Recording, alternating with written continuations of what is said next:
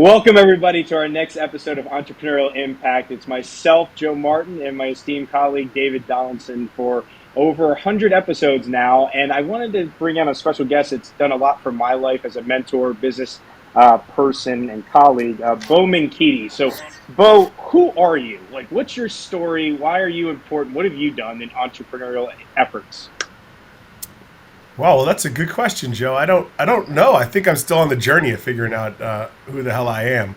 Um, but the entrepreneurial bug has been a huge part of my life since I was a little boy with my first paper route in Somerville, Massachusetts. The idea of being able to create and build a business and work with other people has been just a huge part of my life and a great source of joy.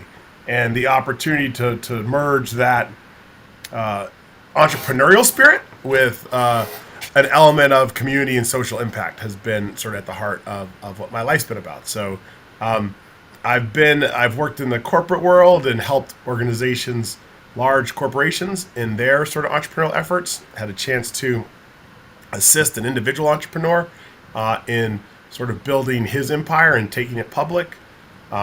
Got the opportunity to be entrepreneurial in the social impact space and help grow a national college access program around the country.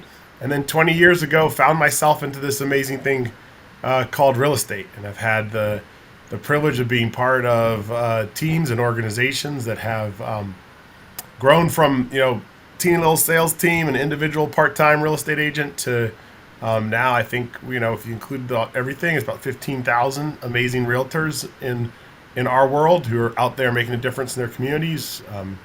And then on the development side, we've developed about 3.5 million square feet of real estate and have about $2 billion worth of real estate development in the pipeline. So it's been quite a journey. I guess to the sort of more real estate KW-ish people out there, I guess I would be a recovering mega agent, a operating partner of a market center, a regional director, and a regional owner. I guess those would be your KW worlds. But I've had the privilege of playing a lot of roles in real estate and being part of some teams with some amazing people. So, Dave, it's fair to say that Bo knows a little bit about real estate. Would you say that's accurate? Monica, sure. Okay. Got it. I wanted to start, I think your journey's been amazing. I've been a part of that. I've been blessed to have that. And I think the one thing for everybody listening, the thing that I think Bo does an amazing job of within being an entrepreneur is that, one, making a difference. I think the definition of entrepreneur really has to do with seeing a gap in the local community and being able to say that I'll take a substantial risk because it's not only the financial reward of on the other side of it, but it's also the double bottom line, which you heard Bo talk about, which was the impact on others, and that there is a way to make financial gains while making a positive impact for the people that are around you and create opportunities that they never thought they had. And I think that's the amazing piece of my experience being in business with Bo.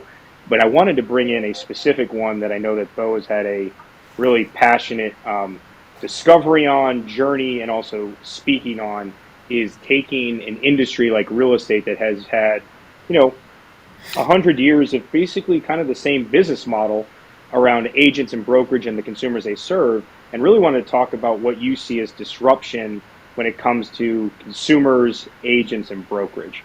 So, let's start off with, what did you see as the current consumer's experience when they're looking to buy or sell real estate?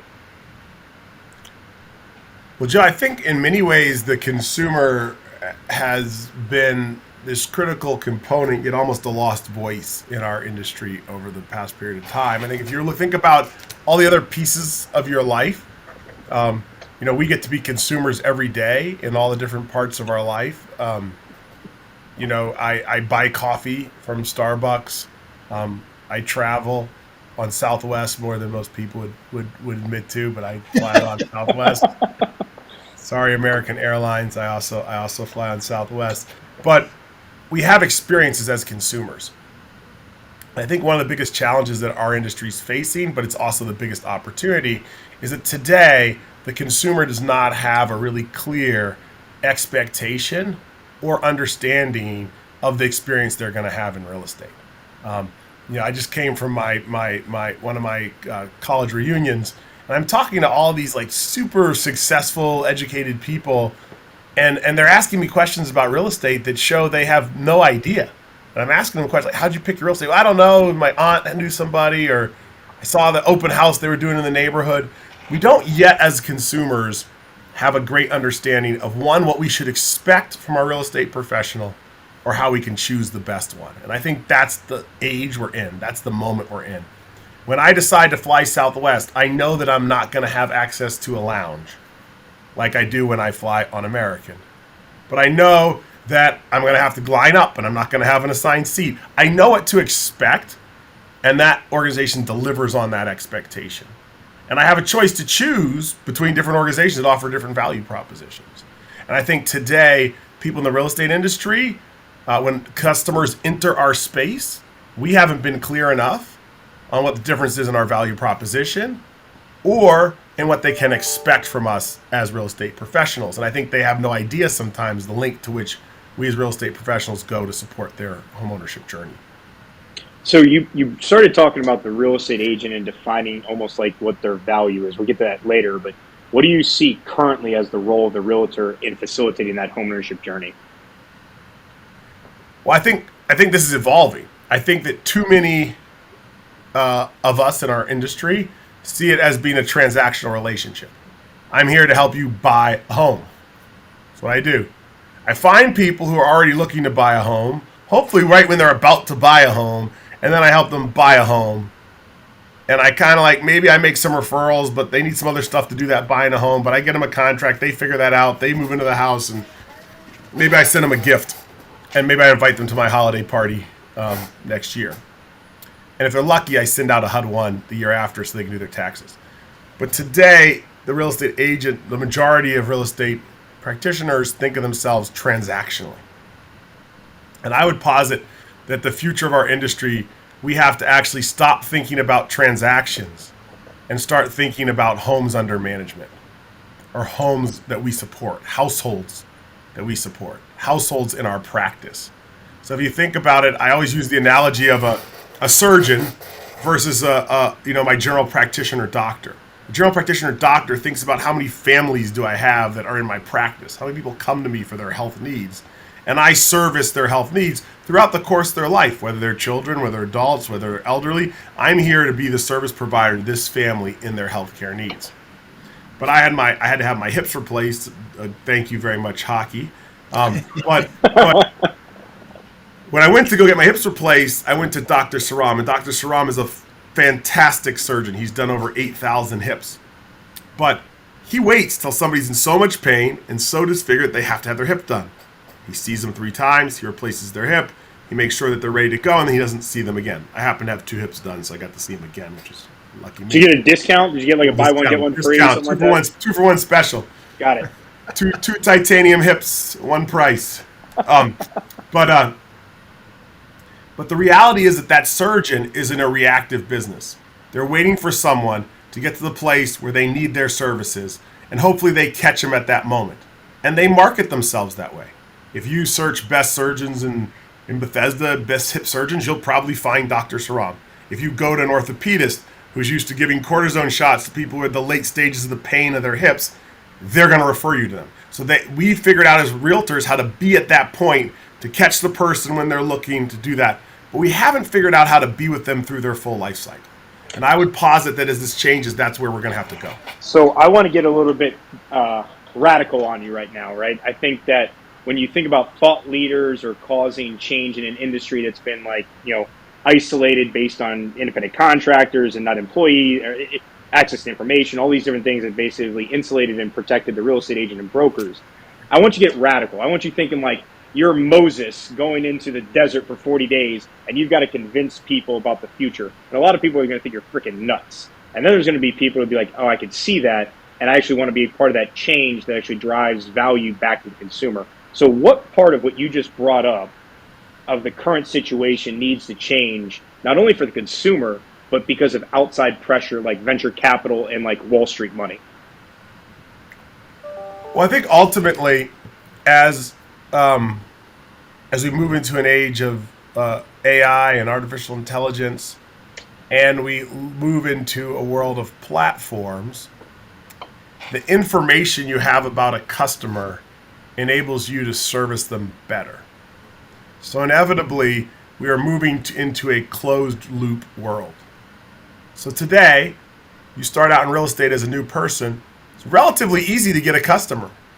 Not because they've never worked with a real estate agent before, because that real estate agent never followed up with them.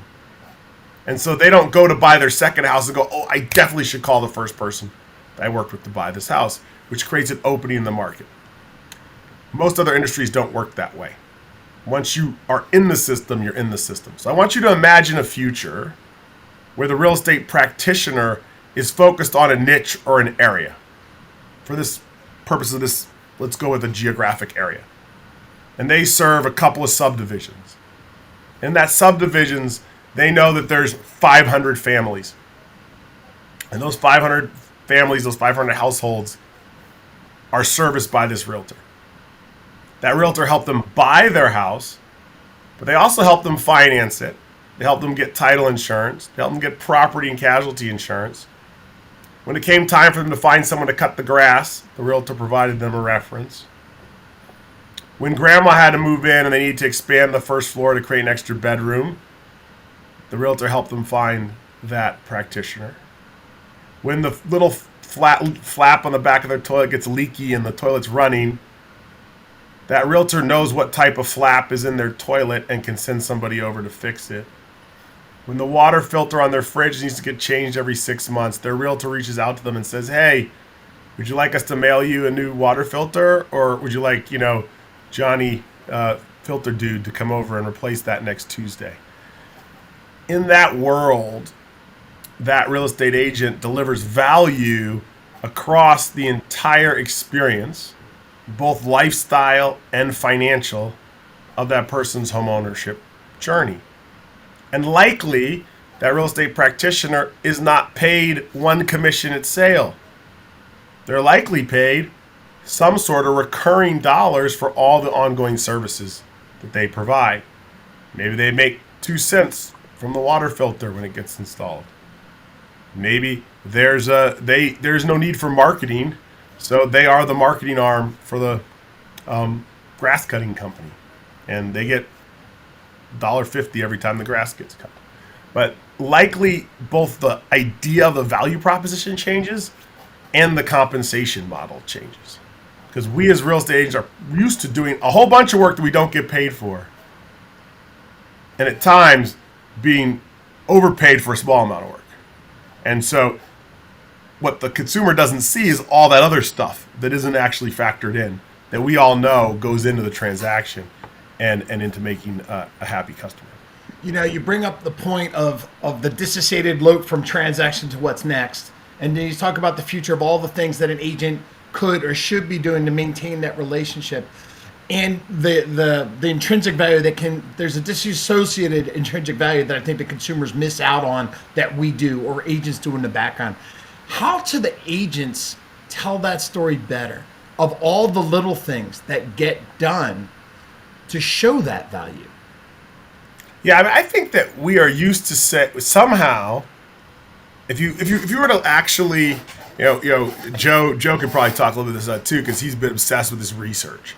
If you were to read the newspaper or talk, I actually talked to my very educated Department of Justice lawyer friend from Harvard Law School the other day, and I asked him how did he pick his realtor. And he started saying, realtors are overpaid and they don't, because I said, well, why? Because we found our house ourselves. So if you read the newspaper and you sort of have a debate with someone about this, they talk about the realtor finding a house.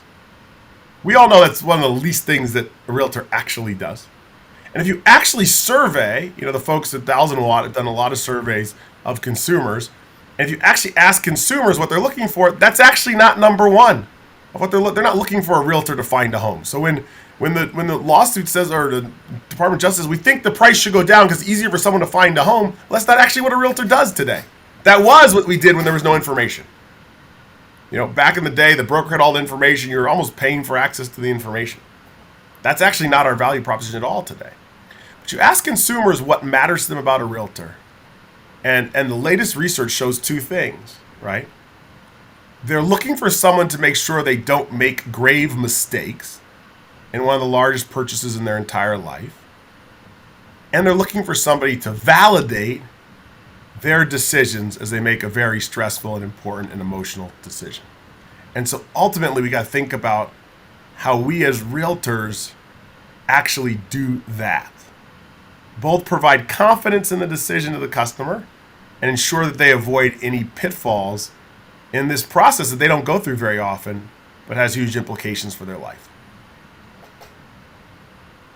That's a good point that I think most people miss out on, right? The protection aspect of that asset that we help them acquire, right? And all the loopholes associated with that.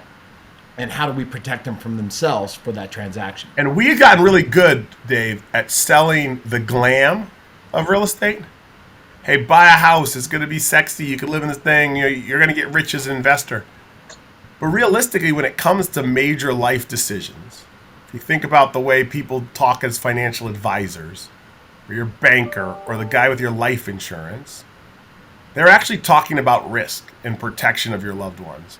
And our industry is really a lot about managing risk and ensuring protection and good decision making in one of the most risky and perilous transactions of people's lives.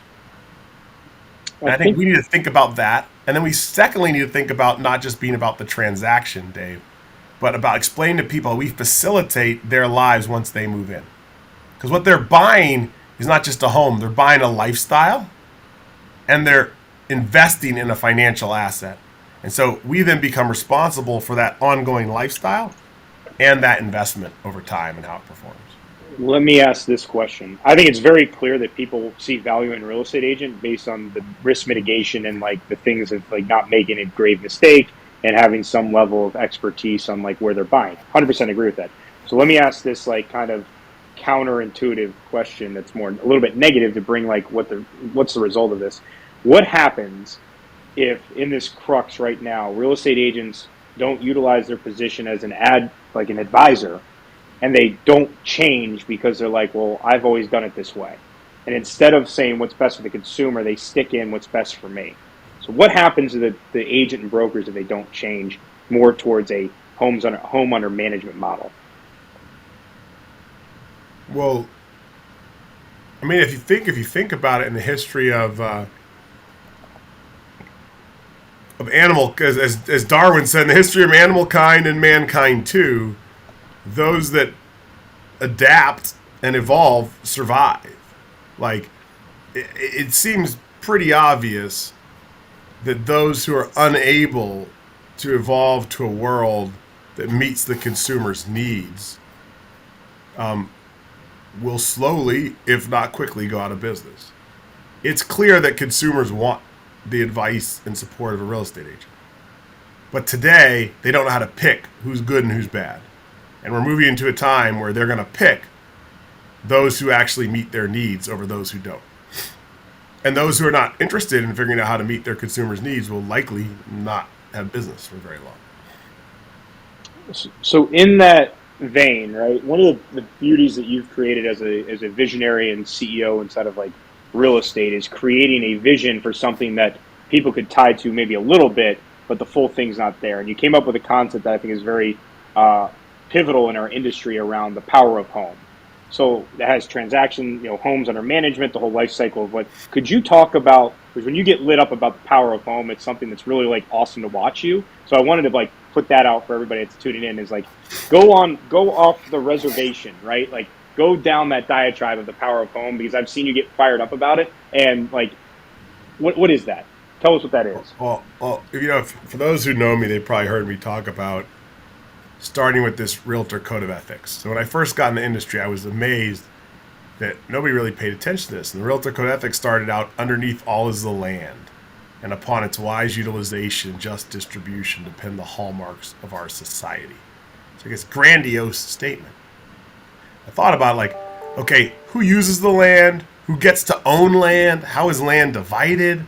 This is the stuff that like the rise and fall of civilizations.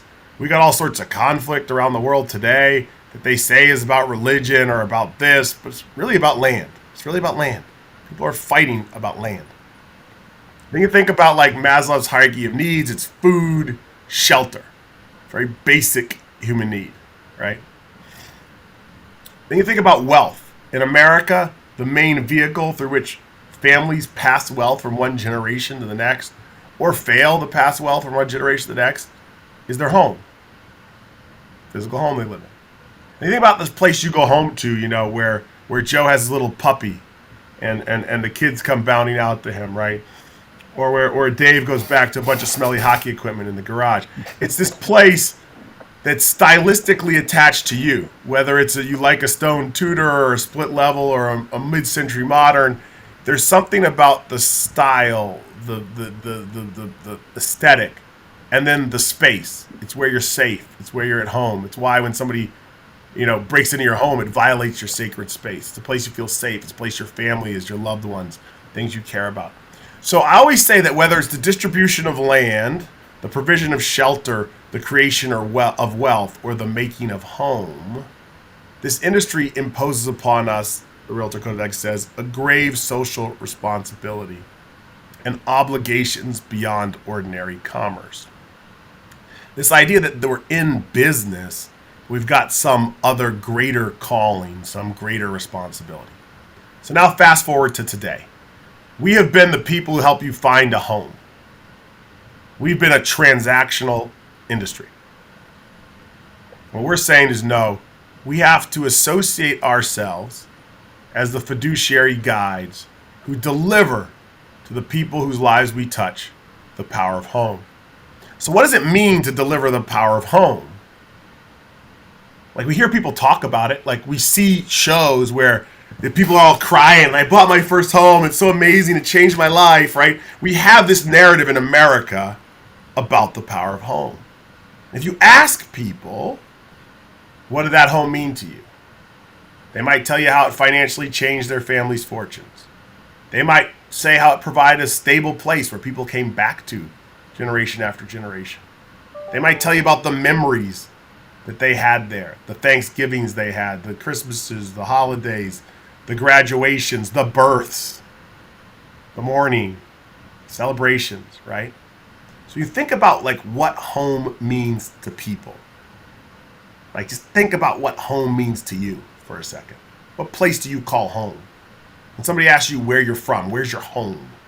What do you say? What do you think about? Right? I guarantee you, you don't think about some guy jingling the keys with a bottle of champagne in front of an Instagrammable wall. You think about a place.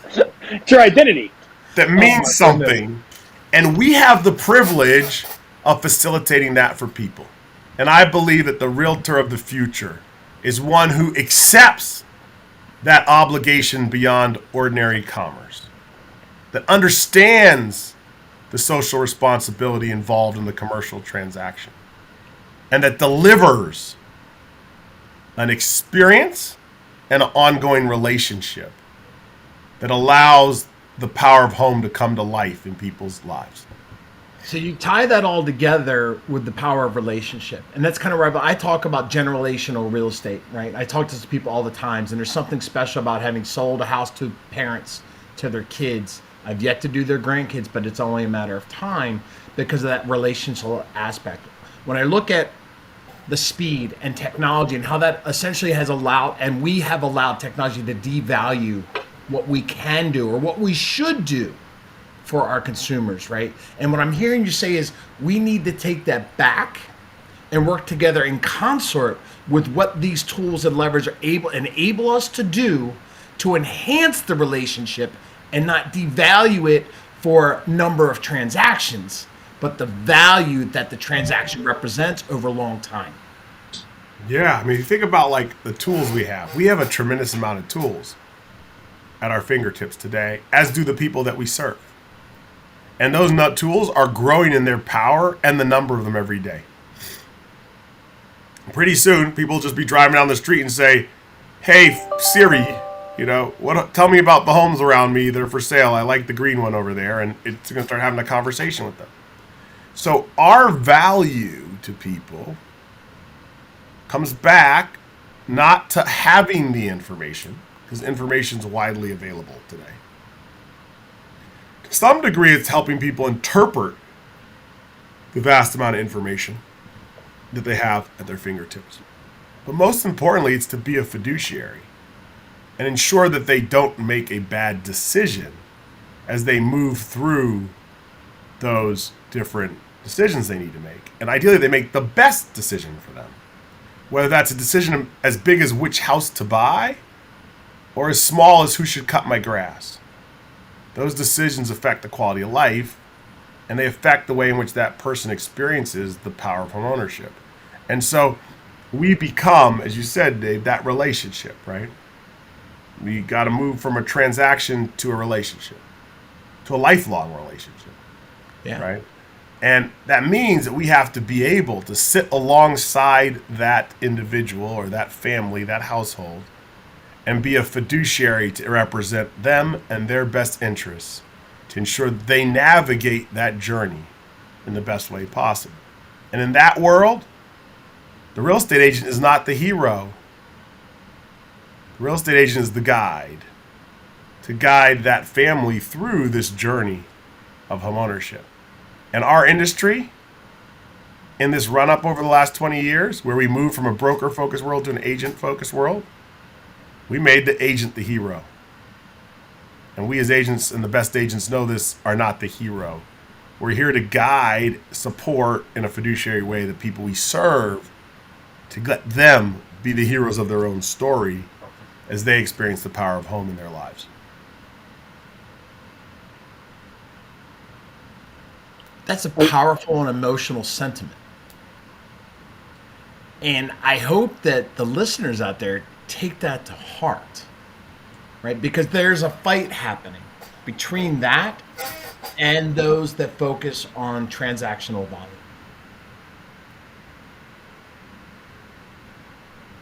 value. I mean, as I play this back, listening to this, I think it's that there's a certain level of professionalism that has to be elevated from the agent. And I think what I'm hearing is really the best players, the A players, are going to rise as shepherds, guiding their people through a journey and saying that it's no longer about me, but it's about the customer. And that customer is looking at me as the fiduciary guide around the best mortgage product, the best title product, the best insurance for my family, as well as the services to maintain that home, because we're also playing in the fact that most of your new first-time home buyers are expecting a Class A apartment-style experience when they're living in their home. So if you think about the demands of what the consumer is, and the fact that if I can play that advisory role like you have for your CPA, your attorney, right, your financial planner, you're looking at them to look at a holistic approach to your entire life around those given areas. And I think our real estate agents should look at, how do I position myself as that shepherd around all things home, and not just to be about the transaction, but everything around that. And they should be fighting about not whether or not my title company is going to sponsor my party or my mortgage company is going to have a closing gift for me and my customer, but whether or not the products and services they offer are the number one best product and service for my consumer, because in so doing, I have a client for life. And I think that's the heart of what we do, right? I mean, if you ask people in this industry that love this industry why they do it, they're going to say they do it for that experience when they see that look on that first-time home buyer's face, or they see the importance of that family as they transition to their forever home, or there's something about delivering that thing to people that matters. And if we intend to matter in the future as an industry, we have to align ourselves with what matters in people's lives. Which I think sums up this podcast on the delivery of the power of home and how it impacts all areas of people's life, and the call that every one of us that has a license needs to deliver on. And I think that's one, humbling. I think one part is very humbling about the severity of that, but also very uplifting to know that if you're in that 1% of new ideas that are willing to break, change, and pave the path forward that is less traveled, or even not even traveled right now, that you're going to have a massive opportunity to differentiate yourself and provide massive value to those consumers, because you're the first one to see what the difference needs to be made inside of our industry. Yeah, man, I think, Joe, you could think of it as like, maybe it's a little sobering because it's serious, but it should be exciting. Yeah. Like, it should be inspirational. Like, I don't want to wake up every day and go bust my butt. This job isn't easy. I don't want to go to work every day, spend time away from my family, deal with all this crap to do something that doesn't matter. Like, I want to get up and make a difference, and I think you do too. So, maybe a little sobering, but maybe it puts a little responsibility back on our industry. Maybe we forgot that we had something really important in our hands. Maybe we forgot that the thing we're doing touches people's lives so deeply. I don't think we all did, but I think some people forgot. And so let's be reminded that what we do matters. Yep. Holy crap, we matter. We can make a difference. It's actually pretty good news in life, And guess what? If we go out and matter and make a difference, people are going to use you. You're going to have a great business. And guess what? You touch one of the most important things in people's lives. Oh, and they want someone to go through that process with them. So we are wonderfully positioned today to go out and have a huge impact and to build really great businesses. But those businesses need to be grounded in delivering, truly delivering, the power of homeownership and the power of home to people that we serve. And with that, I don't think there's any better entrepreneurial impact you could have in somebody's life than delivering the power of home. So I want to thank everybody for tuning in this week's episode. Please give us a like, give us a follow, and until next time, you hear Dave and I on Entrepreneurial Impact. Thanks, everybody.